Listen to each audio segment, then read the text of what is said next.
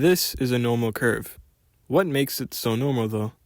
Well, statisticians noticed it was so typical in nature it almost became normal. But what exactly does this thing do?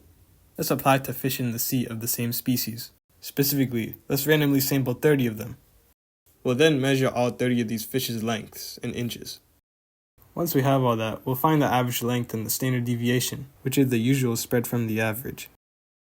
We now have all the ingredients for a normal curve. We'll put the average in the middle of the bell and increment these tick bars by one standard deviation going in both directions.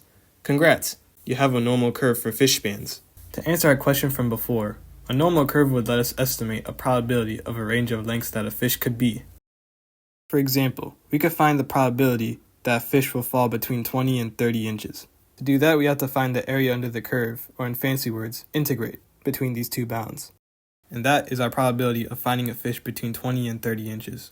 However, you might have noticed the data here didn't look normal. How could we just squish it into this normal mold?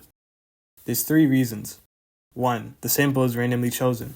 2. The sample is independent, meaning that choosing a fish out the sea didn't significantly affect the chances of a certain other fish being chosen, because it's the sea. And number 3. The sample size is large enough, meaning it's 30 or above, hence the 30 fish we sampled.